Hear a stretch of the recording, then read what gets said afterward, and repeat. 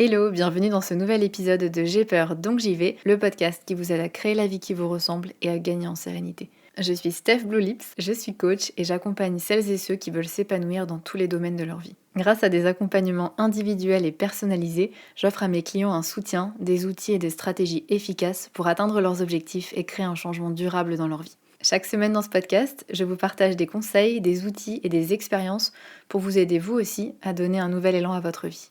Vous êtes prêts ? C'est parti!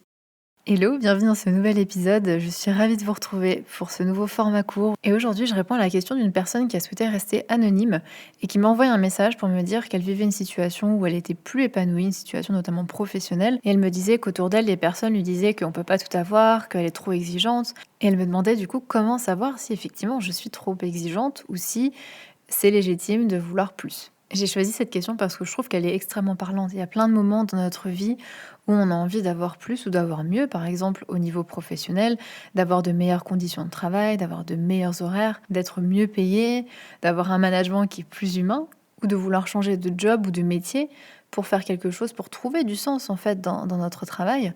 Ou bien ça peut être au niveau personnel, avoir envie de changer des choses dans sa vie, avoir envie de sortir d'une relation peut-être qui est devenue routinière, où on n'est plus forcément épanoui, avoir envie de partir à l'étranger. Voilà, il y a plein de raisons pour lesquelles on pourrait avoir envie de changer des choses dans notre vie, mais on se demande si on est trop exigeante, si on en demande trop, si on recherche l'impossible. Surtout si à la base, on a déjà des conditions qui sont plutôt favorables, qui sont plutôt décentes. On a par exemple, je sais pas, des super collègues, où on s'ennuie au travail mais on est bien payé, ou on n'est pas hyper bien payé mais on a d'autres avantages. Donc toutes ces raisons-là font que ça ajoute au fait qu'on se dit: peut-être que j'en demande trop parce que j'ai déjà tout ça. Donc si je veux plus, c'est peut-être que je veux l'impossible». Et puis parfois quand on en parle autour de nous, on peut avoir des réactions de l'entourage qui nous disent: «On peut pas tout avoir, mais il faut arrêter de rêver». Voilà, tout ce type de discours qui nous fait douter, où on se demande: «Mais est-ce que c'est légitime de vouloir ça? Est-ce que c'est même possible?» Ou bien qui nous décourage parce qu'on se sent pas soutenu, on se sent pas épaulé. Ou bien même pire, on se sent coupable aussi parce que, on se dit: j'ai déjà tout pour être heureuse et je le suis pas et je veux plus et c'est pas normal et il y a des gens qui ont moins que moi» et cetera. Et puis on peut se sentir jugé aussi par nos proches, par notre entourage qui comprend pas pourquoi on veut autre chose, pourquoi on veut changer des choses dans notre vie. On peut se sentir blessé par ce type de remarques. Mais surtout, je pense que le principal problème, c'est que ça nous fait douter. Ça nous fait douter de nos envies, ça nous fait douter de nos besoins, ça nous fait douter de ce qu'on ressent vraiment au fond de nous. Parce que quand on n'est pas épanoui, qu'on n'est pas bien, on le sait, on le sent. Mais quand en face, on a un discours du type: tu es trop exigeante, t'en demandes trop, ma pauvre, n'importe quoi, etc. Ou que soi-même, on a ce discours-là envers nous-mêmes, le risque, c'est de minimiser ce qu'on ressent vraiment, c'est de minimiser nos vrais besoins, nos vraies envies, c'est de se limiter soi-même parce qu'on a cette croyance de ce qui est possible, de ce qui est pas possible, de ce qui est normal ou pas normal, ou simplement par peur du regard des autres, par peur de ce qu'ils vont penser de nous et de la manière dont ils vont nous percevoir. Et il y a plein de raisons pour lesquelles on peut se dire que peut-être qu'on en demande trop. Et la première, ça peut être des croyances qui nous ont été transmises, par exemple par notre entourage, par notre famille. Les fameux «on peut pas tout avoir», il faut rester en gros petit, hein. C'est souvent quelque chose que je vois chez les personnes que j'accompagne. Il faut pas trop dépasser, il faut pas trop déranger, il faut pas trop en demander. Donc le fait de vouloir plus, de vouloir mieux, fait qu'on ressort un petit peu, qu'on va potentiellement se distinguer, se faire remarquer. Et ça, c'est pas très très bien vu. Et puis il y a aussi certaines croyances familiales que un petit peu défaitiste en fait, que voilà, le monde il est de telle manière et que on peut pas avoir mieux et qu'il faut se contenter de ce qu'on a, et cetera. Tout ce type de croyances qu'on peut, et de pensées, hein, avec lesquelles on peut nous nourrir depuis qu'on est petit. Et puis ça peut être aussi, on peut aussi se dire ça parce que, on a vu des personnes autour de nous qui ont essayé et qui ont pas réussi à aller au bout, par exemple, d'un projet. Ou tout simplement une méconnaissance, on ne sait pas, on n'a pas d'exemple autour de nous de personnes qui, par exemple, ont trouvé, un job qui peut à la fois être passionnant et bien les payer. On n'a pas cet exemple-là autour de nous. Donc on sent qu'on en a envie, mais on ne sait pas si c'est vraiment possible, même si aujourd'hui avec, les réseaux sociaux, avec internet, avec, toute cette information qui circule, on voit que d'autres personnes le font. Donc on sait au fond que c'est possible, mais là le cerveau va venir avec des tas d'objections, avec des «oui, mais telle personne, elle a telle chose que j'ai pas, elle avait tel avantage, elle réussit à faire ça, elle a tel talent», enfin voilà, tout plein d'excuses pour nous convaincre que c'était possible pour cette personne qui l'a fait, mais pas pour nous.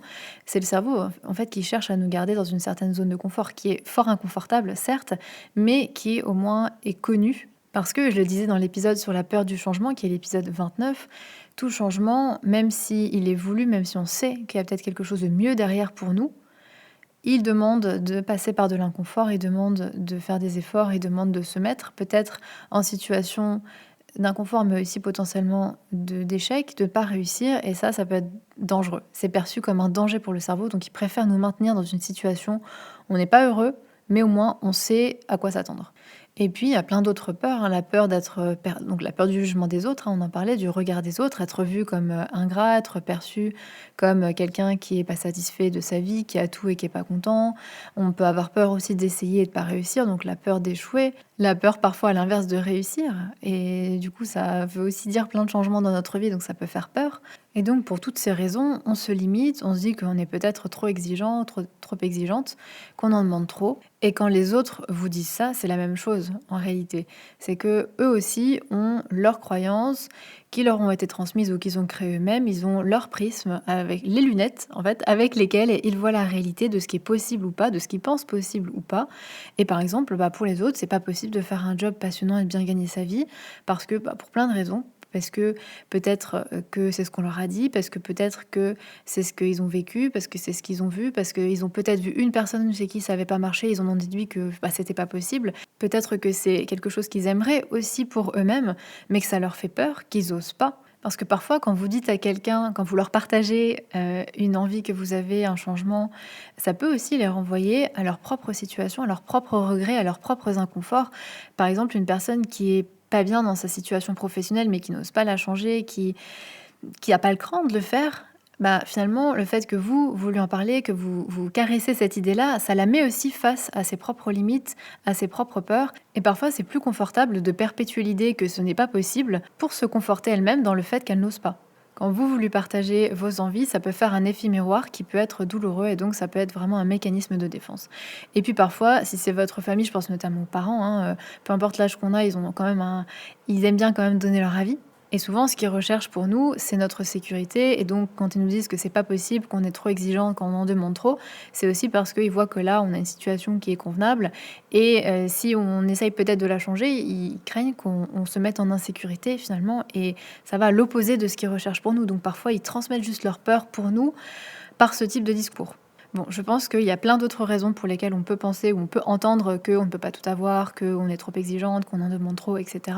Mais la vraie question, c'est qu'est-ce que je fais avec ça? Qu'est-ce que je fais avec ça? Parce que quand j'écoute ces discours, intérieurs ou extérieurs, qu'est-ce que je fais? Et comme je le disais au début et comme me le partageait la personne qui m'a posé cette question, très souvent, quand on entend ces discours-là, on se sent découragé, on est en plein doute sur ce qu'on a vraiment envie de faire ou d'avoir, etc. On se sent coupable de ne pas être bien. Et si on écoute toutes ces émotions-là, forcément, on va rester dans cette situation. Forcément, je me sens découragée, je me dis que c'est pas possible, je me dis que j'en demande trop, donc je ne fais rien. Et il y a une citation que j'aime énormément et que j'aimerais vous partager, c'est «Ils ne savaient pas que c'était impossible, alors ils l'ont fait». Je trouve cette citation tellement vraie et qui illustre parfaitement le fait que la plupart des limites sont dans notre tête. La plupart des limites, des blocages, des obstacles que l'on a pour se réaliser, c'est vraiment dans notre tête. Parce que le fait que ce soit possible ou pas, que je rêve trop ou pas, que je peux tout avoir ou pas, j'en sais rien. Très souvent, je ne sais pas si c'est possible ou pas, parce que, contrairement à ce que le cerveau tente de nous faire croire, je n'ai pas toutes les informations. Je n'ai pas toutes les informations, je ne peux pas prédire le futur, je ne peux pas savoir ce que les autres vont faire, vont dire. Par exemple, si je vais demander une augmentation de salaire, je ne peux pas prédire ce qui va m'être répondu, même si j'ai envie de me dire, ah ben oui, je sais déjà ce qui va me répondre. Mais en réalité, on ne peut pas savoir. Mais n'empêche que, comme je vous le disais avant, le cerveau est capable de trouver tout un tas de bonnes raisons, tout un tas d'objections et se convaincre que c'est pas possible, qu'on va pas y arriver, qu'on en demande trop. Et finalement, on finit par y croire. On finit tellement par y croire qu'on finit par ne pas essayer et par rester dans cette zone de confort qui est pas du tout confortable parce qu'on n'y est pas épanoui.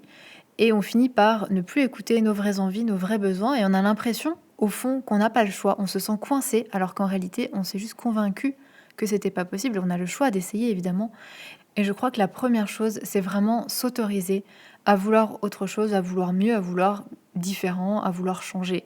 C'est s'autoriser à s'écouter soi-même parce que même si vous vous sentez ingrat ou ingrate de ne pas être heureuse dans la situation dans laquelle vous êtes, même si c'est une situation qui sur le papier a l'air d'avoir tout pour rendre n'importe qui heureux, je pense le CDI, le bon salaire, la maison, le bel appart, les collègues chouettes, etc. Il n'y a pas de liste avec des éléments à cocher où vous pouvez vous dire ça y est, si j'ai coché tous ces éléments-là, je serai heureuse. Non, il n'y a aucune garantie. Donc vous pouvez être reconnaissant ou reconnaissante de ce que vous avez, d'avoir un bon job, d'avoir un toit sur la tête et vouloir plus. C'est humain. C'est totalement humain et je vous invite vraiment à vous autoriser simplement à vouloir autre chose, à ne pas vous en vouloir parce que vous avez le droit d'être exigeante, vous avez le droit de rêver. Et d'ailleurs, le fait d'être exigeant ou s'autoriser à rêver ou pas, c'est, je trouve, assez culturel. Si vous êtes entouré de personnes qui sont ambitieuses, vous n'allez pas vous sentir mal à l'aise de vouloir mieux ou de vouloir plus ou d'être vous-même ambitieux ou ambitieuse. Par contre, si vous êtes avec des personnes qui ont tendance à se contenter de ce qu'elles ont et à se dire qu'elles ne peuvent pas avoir mieux, vous allez effectivement avoir l'impression que vous n'êtes pas normal, que vous en demandez peut-être trop, et c'est normal. Donc faites-vous confiance. Ne restez pas dans une vie qui ne vous plaît pas totalement sous prétexte qu'elle coche toutes les cases, sous prétexte que vous devriez être heureux avec ce que vous avez, sous prétexte que vous pourriez pas potentiellement avoir mieux, et que c'est vous en gros le problème et qu'il faut vous contenter de ce que vous avez. Soyez à l'écoute de vos besoins, soyez à l'écoute de vos ressentis, de vos envies à vous, et surtout essayez, laissez-vous la chance de voir si effectivement ce à quoi vous aspirez existe. Essayez, demandez, testez.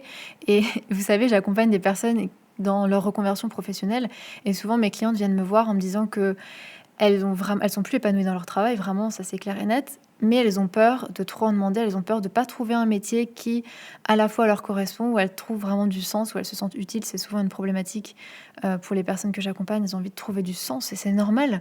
Et en même temps, un métier qui paye bien. Et en même temps, si elles viennent me voir, c'est qu'elles ont espoir, c'est qu'elles ont un tout petit espoir que ce soit possible, parce qu'elles ont vu autour d'elles des personnes qui l'ont fait, et elles s'offrent cette chance à elles-mêmes d'essayer, parce que sinon on ne peut pas savoir. Malgré ce que nous fait croire nos pensées ou notre entourage, on ne peut pas savoir avant de s'être laissé la chance de le faire. Et ce qui me fait toujours sourire, c'est lorsqu'elles y arrivent, lorsqu'elles trouvent vraiment un métier qui leur correspond, qui remplit leurs critères, etc. Leur entourage vient leur dire « Ah, mais t'es rayonnante, t'as vraiment trouvé le métier fait pour toi, tu vois, tu m'inspires moi aussi à peut-être changer de job et t'avais raison d'y croire, en fait c'est possible. » Alors que quelques mois avant, ces mêmes personnes leur disaient que voilà, faut pas trop rêver, ma grande, t'en demande trop. Donc n'essayez pas de convaincre les autres à tout prix. Parfois les autres, votre entourage ne comprendra pas et c'est ok. C'est sûr que c'est mieux de se sentir compris, de se sentir épaulé, de se sentir soutenu, mais c'est pas absolument nécessaire pour avancer. C'est mieux, mais vous pouvez quand même avancer même si les autres ne comprennent pas parce que, mine de rien, c'est votre vie, c'est vos choix et c'est votre bonheur à vous. Vous n'avez pas besoin de convaincre les autres pour pouvoir avancer. Au contraire, vous pouvez le faire tranquillement dans votre coin avec des personnes qui vous soutiennent et montrer l'exemple aussi simplement sans essayer de convaincre, juste montrer que c'est possible, tout simplement. Donc voilà, pour conclure, mon message pour vous, c'est que si vous n'êtes pas épanoui, si vous avez envie de mieux ou de plus, ça ne veut pas dire que vous en demandez trop, ça ne veut pas dire que vous êtes ingrate, mais juste que vous avez un besoin normal de vous sentir accompli, de vous sentir épanoui dans votre vie, et ça c'est bien normal.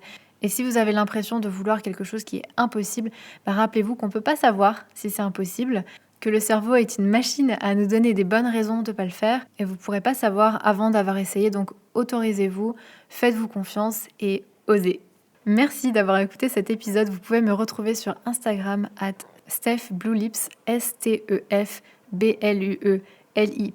ou sur mon site internet stephbluelips.com. N'hésitez pas à me poser vos questions pour un prochain épisode de ce podcast. Et si vous souhaitez travailler en coaching individuel avec moi, je vous mettrai un lien dans la barre de description du podcast pour réserver un appel découverte, qui est un appel gratuit de 30 minutes où on pourra échanger sur votre situation, vos besoins et voir comment on peut travailler ensemble. Je vous souhaite une bonne journée et à la semaine prochaine. Ciao!